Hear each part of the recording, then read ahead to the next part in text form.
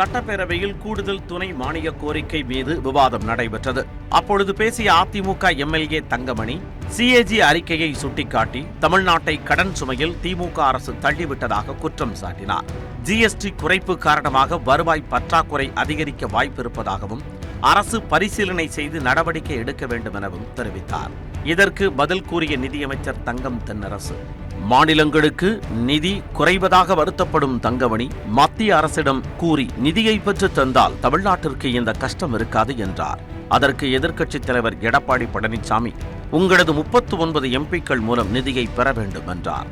இதற்கு பதிலளித்த முதலமைச்சர், தாங்கள் தொடர்ந்து குரல் எழுப்புவதாகவும் வேண்டுமென்றே ஓர வஞ்சனையுடன் பாஜக அரசு செயல்பட்டு வருவதாகவும் குற்றம் சாட்டினார். தொடர்ந்து நாடாளுமன்றத்தை குரல் எழுப்பி தான் இருக்கிறோம்.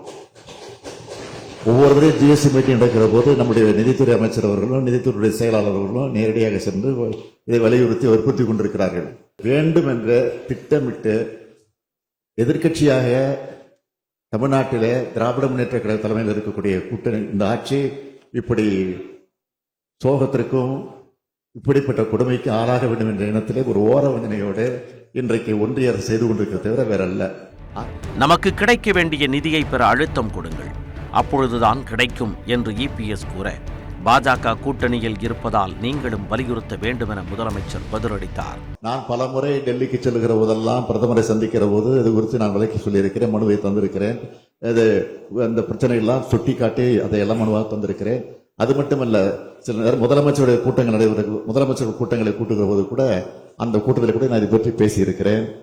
எனவே நாடாளுமன்றத்தில் தொடர்ந்து நாங்கள் ஒழித்துக் கொண்டு தான் இருக்கிறோம். நீங்களும் கொஞ்சம் இப்போ கூட்டணியில் இருக்கிற காரணத்தினால, கூட்டணியில புதுசாக நீ சேர்ந்திருக்கிற காரணத்தினால நீங்களும் அதை வலியுறுத்த வேண்டும் என்றுதான் என்னுடைய கோரிக்கை.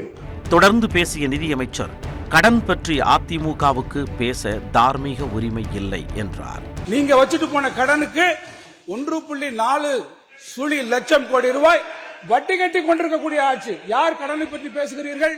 நான் கடனை பத்தி சொல்றேன், உட்காருங்க சார். நான் கடனை பத்தி, நீங்க வச்சிருக்க கடனை பத்தி விவரங்கள் இருக்கு, நான் சொல்ல கடமைப்பட்டிருக்கிறேன்.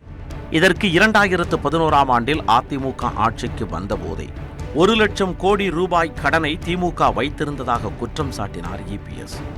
இதையடுத்து பேசிய அதிமுகவின் தங்கமணி, கொள்கை வேறு அணுகுமுறை வேறு என்று கூற, அந்த அணுகுமுறையை அடமானம் வைத்துவிடக் கூடாது என்று அமைச்சர் தங்கம் தென்னரசு தெரிவித்தார்.